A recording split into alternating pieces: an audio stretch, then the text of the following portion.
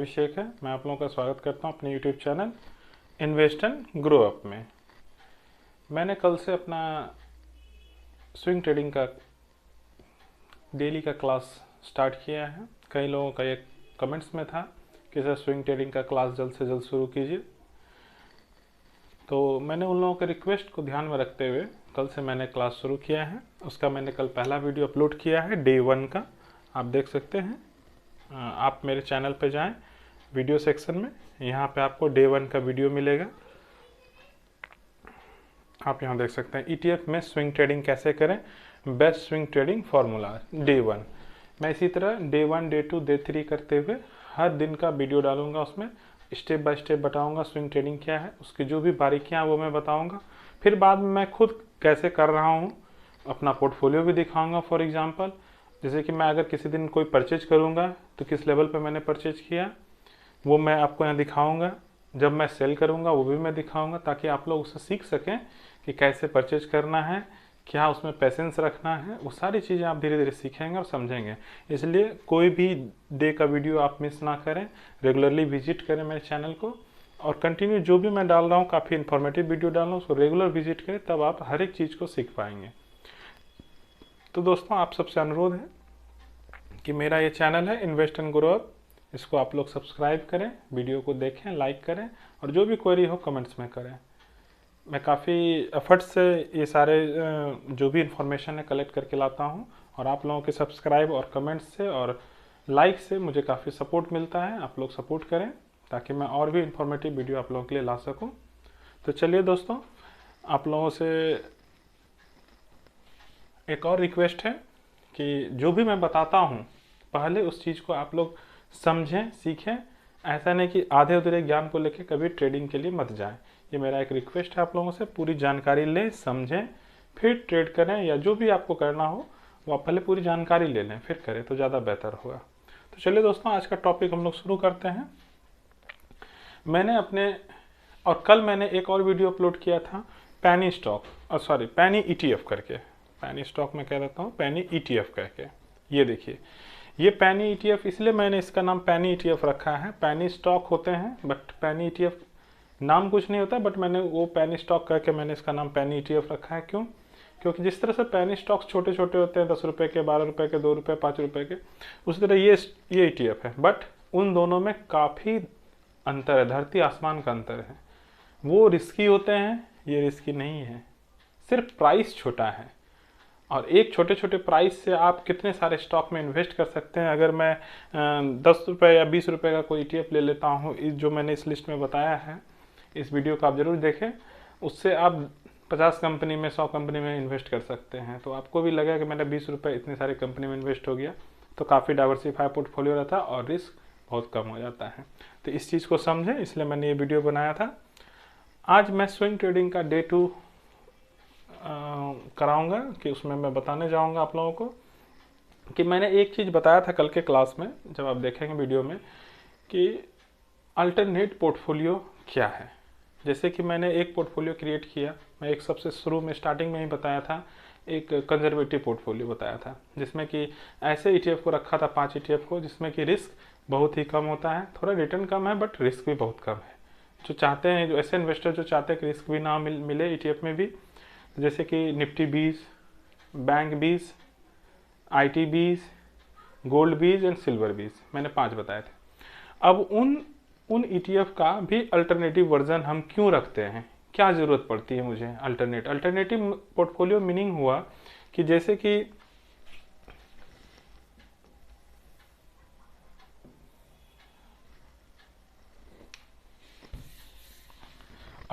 जैसे कि swing trading day 2 class है अल्टरनेटिव पोर्टफोलियो। अल्टरनेटिव पोर्टफोलियो का क्या बेनिफिट्स है, पहले ये समझें। सपोज अगर मैं निफ्टी 20 में मैं ट्रेड कर रहा हूँ, ठीक है, क्यों ज़रूरत पड़ती है इसका। एक भाई का क्वेश्चन था, मैं उसका भी जवाब इसी वीडियो में दूंगा। उनका कहना था कि सर, जैसे आपने बताया कि सपोज ये निफ्टी 20 का चार्ट है, ठीक है, सपोज मान लेते हैं, अगर कोई अपना पहला यहाँ पे परचेस किया, फर्स्ट लॉट, जो मैंने कहा है फर्स्ट लॉट आप कहीं पे भी लीजिए, अपर लॉट साइड जो भी हो, फर्स्ट लॉट आप यहाँ लिए, ठीक है, और यहाँ से नीचे ना आके निफ्टी ये जो है ये चार्ट ऊपर चला गया। तो मैंने कहा कि अगर फर्स्ट लॉट पे 3% प्रॉफिट मिले अब बुक करिए, ठीक। तो उन भाई का सवाल था कि अगर मैं यहाँ पे 3% बुक कर लेता हूँ, ठीक है, और मैं सेल कर दिया सारा क्वांटिटी और आज ही के दिन मार्केट यहाँ से और थोड़ा ऊपर चला गया, सपोज 1% और ऊपर गया या 2% और ऊपर चला गया, ठीक है। तो उनका ये क्वेश्चन था कि मेरा ये प्रॉफिट भी ना छूटे, उसका कुछ आइडिया बताइए।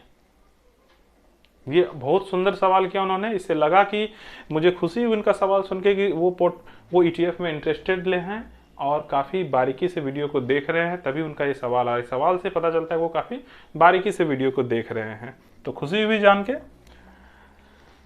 तो 1% और 2% भी ना छूटे, ये कैसे हो सकता है, पॉसिबल कैसे है?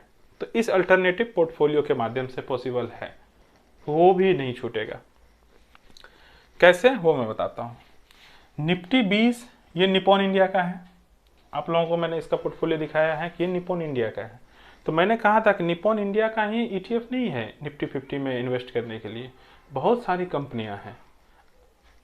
तो आप अब यहाँ दिमाग लगाइए कि अगर मैं निप्पॉन इंडिया का ये लिया हूँ और दूसरा मैं रख लेता हूँ SBI का, आप किसी का भी रख सकते हैं, वो मैं बताऊंगा आगे।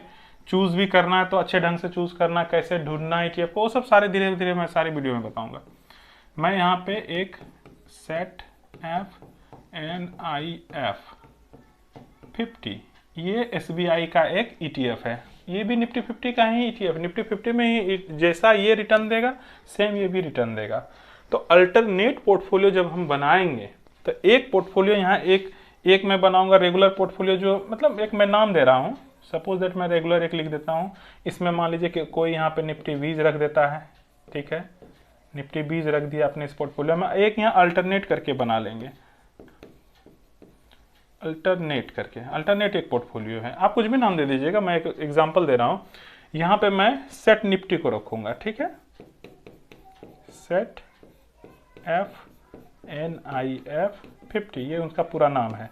ये SBI का निफ्टी 50 ETF है, ठीक है। अब मैंने सपोज मान लीजिए मैं इसमें परचेज किया था, मैंने इसका एक लॉट लिया था, ठीक है, 3% पे यहाँ खरीदा, 3% यहाँ जैसे ही मिला मैंने यहाँ सेल करके निकल गया। मेरे पास लॉट क्या हो गया, मेरे पास अब एक भी क्वांटिटी नहीं बचा। जैसे ही मैंने इसको सेल किया, अब मैं इसको सेम डे तो बाय नहीं कर सकता हूँ, बट इसको तो कर सकता हूँ, इसको तो उस दिन मैं कर सकता हूँ। मैं दोनों एक ही इंडेक्स में पैसा लगा रही है, तो दोनों में कोई अंतर तो है नहीं। मैंने इसका सेल किया पहला लॉट 3% पे। अब उस भाई का क्वेश्चन था कि 1% 2% में ना छूटे, तो मैं क्या करूंगा, तुरंत जैसे ही मैंने इसको सेल किया सेम एक लॉट इसको बाय कर लूंगा। अल्टरनेट के तौर पे मैंने इसको बाय कर लिया, बाय किया, अगर यहां से 1% या 2% और मूवमेंट दिखा दिया तो भाई इसमें 2% मुझे मिल रहा है, मैं सेम टाइम पे इसको सेल किया, सेम टाइम पे इसको बाय कर लिया। बाय किया, अगर 1-2% चला गया, अगर आपका मन है बुक करने का तो लीजिए, नहीं तो वेट कीजिए, फिर उसी वो 3% वाला रूल फॉलो कीजिए। डाउन आएगा तो और ऐड करेंगे, या इसमें भी कल 3% और जाएगा तो फिर प्रॉफिट बुक करेंगे, या वेट करेंगे, 1% भाग गया, 2% भाग गया, तो इसमें तुमको 1-2% आ गया, और कल अगर 1% और मिला तो 3 हो गया टोटल, तो कल बुक करके निकल जाएंगे। मतलब मेरा 1% भी इस आइडिया से नहीं छूटेगा। ये जो आइडिया मैं बता रहा हूं अल्टरनेट पोर्टफोलियो का, इससे आपका ये जो 1-2% है ये भी नहीं छूटेगा। तो इसलिए मैं आप लोगों को कहता हूं कि आप लोग मेरे साथ जुड़े रहिए। मैं एक छोटी छोटी चीजें बताऊंगा जिससे आपका 1-1%, 2-2% का प्रॉफिट भी हाथ से नहीं जाएगा, लेकिन पेशेंस के साथ। तो उन भाई का ये जवाब मिल गया होगा, जो भाई ये क्वेश्चन किए थे, बहुत अच्छा क्वेश्चन था उनका। और स्विंग ट्रेडिंग के डे 2 में मैंने इस पॉइंट्स को इसलिए रखा है कि इसकी जरूरत है आपको ट्रेडिंग के वक्त। अब आप कहेंगे कि सर आपने कहा था कि चूज करने समय हमको वॉल्यूम भी देखना है।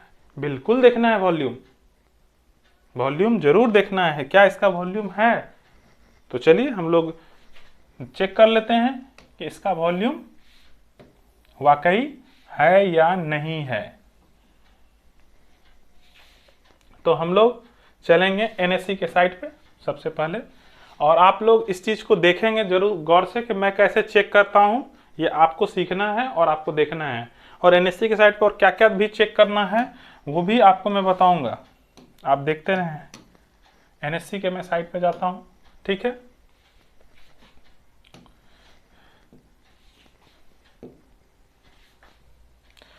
सेट निफ्टी था इसका नाम, ठीक है। तो हम यहाँ सर्च करेंगे,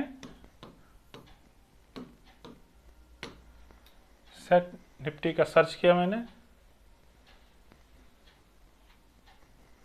ये यहाँ पे आ गया SBI ETF निफ्टी 50, जिसका नाम सेट निफ्टी है, ठीक है। इसको मैं यहाँ पे ओपन करता हूँ, ठीक है। देखिए यहाँ ओपन होके आ गया। अब हम लोग क्या करेंगे, वॉल्यूम देखने के लिए हम लोग कहाँ जाते हैं, हिस्टोरिकल डाटा में। हिस्टोरिकल डाटा में जब हम लोग यहाँ पे जाएंगे तो हम लोग यहाँ पे वॉल्यूम को देखना है, तो हम लोग क्या करेंगे, इसको थोड़ा सा स्क्रॉल करेंगे। देखिए यहाँ पे आपको यहाँ वॉल्यूम दिख रहा होगा, ठीक है। इस वॉल्यूम को आप गौर से देखें, क्या इसमें कंसिस्टेंसी दिख रही है आपको? 5 लाख, 8 लाख, 3 लाख, 3 लाख, 5 लाख, 2 लाख, 9 लाख, कंसिस्टेंसी दिख रही है, कंटिन्यूटी के साथ कंसिस्टेंसी दिख, इसलिए इसमें आसानी से ट्रेड होता है। इसलिए मैंने इसको अल्टरनेट में चूज किया है। इसमें कोई दिक्कत नहीं, जैसे आप निफ्टी 20 में ट्रेड करेंगे, आपका सौदा कटने में कोई दिक्कत नहीं होगा, क्योंकि उसमें अच्छा आप उसका भी वॉल्यूम एक बार देख लीजिए, दोनों को कंपेरिजन कर देते हैं, ठीक है। निफ्टी 20 से कंपेरिजन कर देते हैं, तब आपको कोई कंफ्यूजन नहीं रहेगा, क्या मैं अल्टरनेट में इसको रख सकता हूँ या नहीं रख सकता हूँ, ये कंफ्यूजन ही दूर हो जाएगा आपका। तो चलिए हम लोग निफ्टी 20 का हिस्टोरिकल डाटा में जाते हैं और हम लोग इसका वॉल्यूम देखते हैं। क्या इसका वॉल्यूम थोड़ा ज़्यादा होगा इसका वॉल्यूम, क्यों? क्योंकि ये सबसे बड़ा ETF है, ठीक है। इसका वॉल्यूम उससे ज़्यादा होगा, ठीक है। 29 लाख, 91 लाख, 43 लाख, काफ़ी ज़्यादा उससे वॉल्यूम है, बट उसमें भी वॉल्यूम काफ़ी अच्छा है। सेकेंड अगर वॉल्यूम अगर हम देखेंगे उसमें है। और अगर मैं ये नहीं कह रहा हूँ कि आप इसी को रखें, अगर आप चूज कर लेते हैं कोई और ब्रांड, कोई और कंपनी का ETF है निफ्टी 50 इंडेक्स का, जिसमें वॉल्यूम इससे थोड़ा ज़्यादा है, लेकिन एक दिन का वॉल्यूम नहीं देखना है, रेगुलर होना चाहिए कंसिस्टेंसी के साथ। ऐसा नहीं कि आज 50 लाख दे दिया, कल 50,000 वॉल्यूम दिख रहा है। ऐसा भी मैं ETF दिखाऊंगा जिसमें ऐसा वॉल्यूम रहता है। तो एक दिन का वॉल्यूम नहीं, हमको रेगुलरली वॉल्यूम देखना है, क्या रेगुलर वॉल्यूम है वैसा, तभी मुझे उस ETF को रखना है, ठीक है। इसके अलावा मैं एक आपको एग्जांपल देके बता रहा हूं, आप इसके जगह दूसरा भी रख सकते हैं जिसका वॉल्यूम अच्छा हो। आप इसी तरह वॉल्यूम पहले चेक कर लीजिएगा। और एक पैरामीटर, अब मैं आगे आपको धीरे धीरे इसमें एक चीज और बताता हूं कि अब आप वॉल्यूम देखना समझ गए कैसे देखना है, ठीक है। इसके बाद अब मैं इसको यहां से फिर से अपना ट्रेड इंफॉर्मेशन में आ जाता हूं, ठीक है। अब मैंने जैसे कि आप यहाँ पे इसका मार्केट कैपिटलाइजेशन भी देख सकते हैं कि मार्केट कैप इसका कैसा है। मार्केट कैप अगर बड़ा होगा तो ऑफकोर्स है कि वॉल्यूम भी उसमें अच्छा खासा रहता है, ठीक है। तो आप यहाँ से इसका मार्केट कैप जब भी होगा देख सकते हैं, यहाँ पे 11,578 करोड़ का इसका मार्केट कैप है, यानी कि काफ़ी बड़ा ETF ये भी है, इसीलिए डरने की कोई टेंशन नहीं है, ठीक है ETF का। और दूसरे चीज़ मैं यहाँ पे एक बताता हूँ इसमें कि और आपको क्या देखना चाहिए इसमें।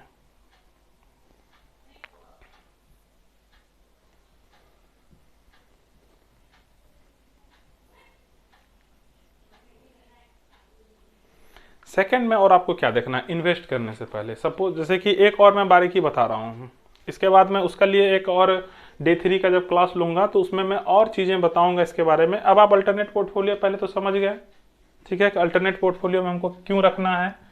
और एक चीज़ मैं बता देता हूँ कि अगर आपको अल्टरनेट रखना है तो आप जैसे कि निफ्टी 20 का मैंने एक एग्जाम्पल बता दिया। अब आप जैसे कि सेकेंड मैंने क्या बताया था, बैंक 20, ठीक है। इसमें कोशिश करिएगा कि इसमें जो इन्वेस्टमेंट का तरीका होगा डाउन ट्रेंड में, मैंने बताया था उसमें 3 से 4% की गिरावट, जो मैंने कंजर्वेटिव पोर्टफोलियो बताया था उस वक्त मैंने बताया था 3 से 4%, लेकिन इसमें उसमें 3% तो निफ्टी 20 में रहेगा ही रहेगा। इसमें थोड़ा आप 4% रखिए, या कोई 5% भी रखते हैं तो कोई दिक्कत नहीं है, ठीक है। उसमें मैंने 3 से 4% बताया, उसमें 3%, और इन सब में मैंने बताया था कंजर्वेटिव पोर्टफोलियो का। जब आप वीडियो मेरा साइट पे जाके चेकआउट करेंगे तो उसमें मैंने बताया था, यहाँ पे आप देखिए, जब आप मेरे जाएंगे इस पर विजिट करेंगे तो इसमें मैंने पोर्टफोलियो में मैंने यहाँ बताया था पोर्टफोलियो क्रिएशन काफ़ी लोगों ने उस वीडियो को लाइक किया, विजिट भी किया, और उस वीडियो में जब आप देखेंगे तो मैंने उस कंजर्वेटिव पोर्टफोलियो को ज़रूर आप उस वीडियो को एक बार विजिट करें कि वो क्या है। उसके बाद मैंने एग्रेसिव बताया था।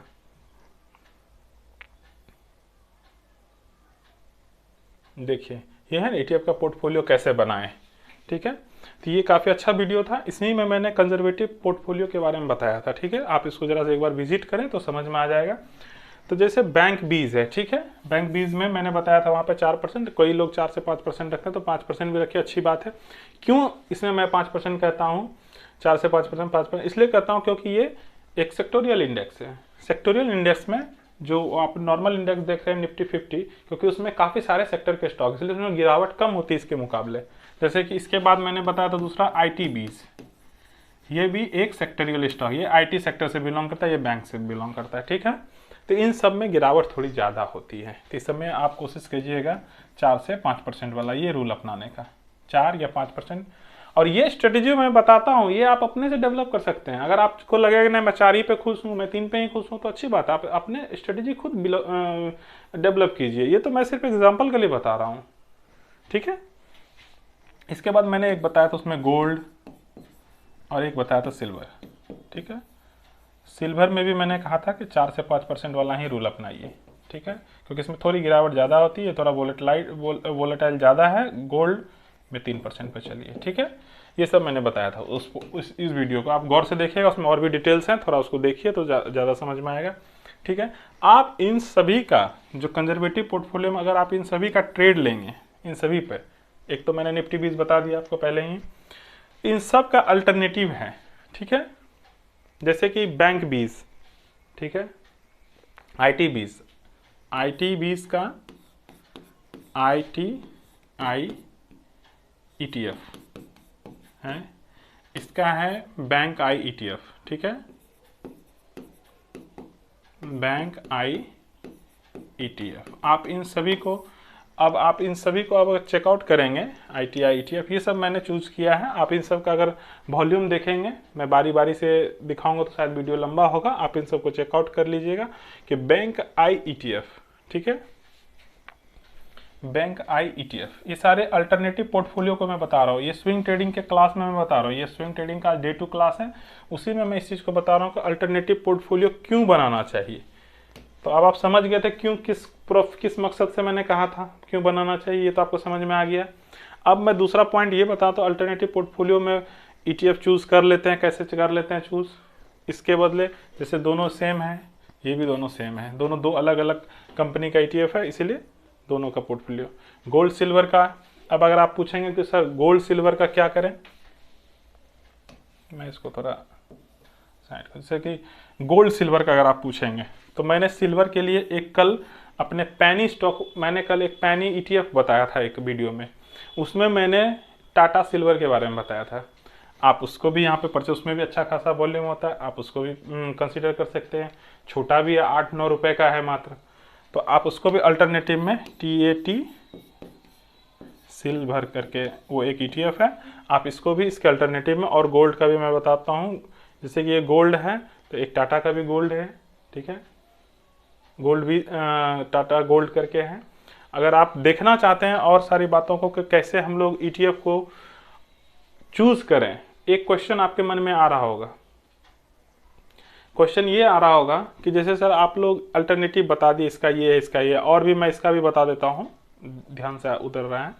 गोल्ड आई है या शायद गोल्ड आई करके है, वो मैं सर्च करूँगा तो आ जाएगा, वो आप लोग उसको सर्च कर सकते हैं, कोई बड़ी बात नहीं है। आप लोगों के मन में एक क्वेश्चन आ रहा होगा कि सर इतने सारे इंडेक्स हैं, ठीक है, अपने यहाँ रजिस्टर्ड, ब्रॉडर इंडेक्स की मैं बात कर रहा हूँ, मैं सेक्टोरियल की भी बात नहीं कर रहा, मैं पहले ब्रॉडर मीन्स क्या होता है, वैसा ब्रॉडर इंडेक्स आप कहेंगे सर ब्रॉडर इंडेक्स क्या होता है। ब्रॉडर इंडेक्स क्या होता है, जैसे कि निफ्टी 50 ये ब्रॉडर इंडेक्स है, इसके अंदर बहुत सारे सेक्टर के कोई ना कोई स्टॉक इसमें लिस्टेड है, तो ब्रॉडर इंडेक्स हो गया। सेक्टोरियल अलग होता है, थीमेटिक अलग होता है, सारे सेक्टर सारे इंडेक्स को कई पार्टों में डिवाइडेड किया गया है, ठीक है। इसके लिए मैं बताऊंगा अलग से एक वीडियो में सेपरेट करके डिटेल्स में कि अब आपको ये क्वेश्चन में आएगा कि सर कौन सा इंडेक्स किस ETF को रिप्लिकेट कर रहा है, यानी कि कौन सा ETF लें जो इस इंडेक्स को कवर कर ले, ये क्वेश्चन जरूर मन में आएगा आपको, जैसे निफ्टी 50 सर कवर निफ्टी 20 कर रहा है, तो उसी तरह और भी बहुत सारे इंडेक्सेस हैं ब्रॉडर इंडेक्स के, तो कौन कौन सर किसको कवर करता है, तो इसके बारे में मैं एक सेपरेट वीडियो बताऊंगा कि कौन कैसे आपको देखना है। फिर उस ETF में आपको तो पता ही चूज़ करने के लिए मैं कितनी बार बता, उसमें वॉल्यूम देखना है और भी कई चीज़ें देखनी है, और भी मैं बारीकी बताऊंगा उस वीडियो में, ठीक है। तो आप समझ गए होंगे कि अल्टरनेट पोर्टफोलियो क्यों बनाया जाता है निफ्टी स्विंग ट्रेडिंग में, ठीक है। स्विंग ट्रेडिंग में अल्टरनेट पोर्टफोलियो का काफ़ी सारा ये बेनिफिट्स है। इसमें जैसे कि आप निफ्टी 20 में ट्रेड कर रहे हैं तो आप 1% 2% के लिए सोच रहे हैं, लेकिन जब आप सोचिए कि इसका बेनिफिट वहां सबसे ज़्यादा होगा जब आप एग्रेसिव पोर्टफोलियो में ट्रेड करेंगे। आप सोचिए धीरे धीरे बातों को। मैंने तो अभी आपको सिर्फ ये निफ्टी 20 पे बताया कि 1-2% छूटेगा, सही बात है। 1-2% ज़्यादा भाग 3%, एक जैसे मान लीजिए किसी को 3% मिल रहा है, आज बेच दिया तो 1% 1.5% ही निफ्टी 20 एक दिन में भागेगा, बहुत हुआ, रेयर कभी भागता है ज़्यादा। लेकिन अगर मैं एग्रेसिव पोर्टफोलियो वाले के ETF में, जो मैंने उसमें 11 ETF बताए, उसमें अगर ट्रेड करता हूँ तो उसमें तो काफ़ी ज़्यादा एक दिन में 3-3, 3.5%, 4% में भागता है। CPSE ETF सब एक दिन में 4.5%, PSU 4.5%, 5% ऐसे भागता है एक दिन में, एक दिन में 5% भागता है। तो अगर कोई मान लीजिए कि इसीलिए मैं उसमें उसका जब स्विंग ट्रेडिंग के लिए बताऊंगा, अभी मैं सिर्फ कंजर्वेटिव पे बता रहा हूँ स्विंग कैसे करना है, स्ट्रेटेजी स्विंग इस पे चल रहा है। जब कंजर्वेटिव पे जाऊंगा, जब मैं एग्रेसिव पे बताना शुरू करूंगा तो एग्रेसिव में फिर और बताऊंगा उसमें क्या स्ट्रेटेजी रखना है, कितने परसेंटेज का रखना है हमें गिरावट पे, कितने % उस गिरावट के लिए तो मैंने पहले भी बता दिया है जब मैं उसका पोर्टफोलियो बता रहा था। तो लेकिन जब स्विंग करेंगे उसमें स्विंग की गिरावट कितनी होती है, कितने का हमको उसमें लॉट साइज रखना है। लॉट साइज जैसे कि इसमें 5 से डिवाइड कर दिया, उसमें भी 5 से डिवाइड करके रखेंगे, लेकिन उसमें एक और दिमाग लगाएंगे लॉट साइज में। 5 से ही डिवाइडेड रहेगा लॉट साइज, जैसे कि 1 लाख से कोई कर रहा है तो उसमें 20,000 का ही लॉट साइज बनाएंगे, लेकिन उस लॉट साइज में भी एक आइडिया लगाएंगे ताकि हम और मार्केट को डीप तक इन्वेस्ट कर सकें, और जब मार्केट ऊपर जाए तो उतना ही मजे से हम प्रॉफिट भी बुक कर सकें। कि सारी बातों को मैं धीरे धीरे हर एक क्लास में बताते चला जाऊंगा। इसलिए मेरा रिक्वेस्ट है सारे व्यूअर्स से कि मेरा जो भी स्विंग ट्रेडिंग का डे 1 डे 2 का क्लास आएगा मैं डालता रहूंगा, आप लोग उसको रेगुलरली विजिट करें। मेरा रिक्वेस्ट है रेगुलरली विजिट करें।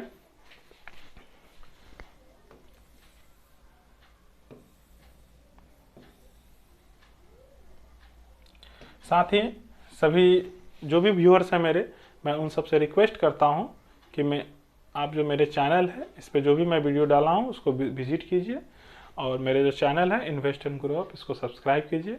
मैं काफ़ी मेहनत से आप लोगों के लिए सारे जो भी इंफॉर्मेशन को कलेक्ट करके लाता हूं। आप अगर सब्सक्राइब करेंगे, लाइक करेंगे तो मेरा भी हौसला बढ़ेगा, मैं ताकि और अच्छे से अच्छे आपके लिए वीडियो बना सकूं। जिनका भी जो भी कमेंट्स आता है मैं उस पर जरूर वीडियो बनाता हूं। मैंने आपको पहले भी कहा है कि आप कमेंट्स कीजिए, पूछिए मुझसे। मैं जैसे कि एक भाई का कमेंट्स था, मैंने उनका बता दिया यहाँ पे। एक दूसरे भाई का और भी कमेंट्स हैं कि जैसे कि उनका एक कमेंट्स है वो मैं अगले वीडियो में डिस्कस करूँगा उस पर, ठीक है। वो ज़रूर मैं उस पर बनाऊँगा वीडियो और ज़रूर बताऊँगा मैं उस पर, ठीक है। तो आप लोग मेरे चैनल को लगातार विजिट करें, और रिक्वेस्ट है कि मेरे चैनल को सब्सक्राइब करें। धन्यवाद।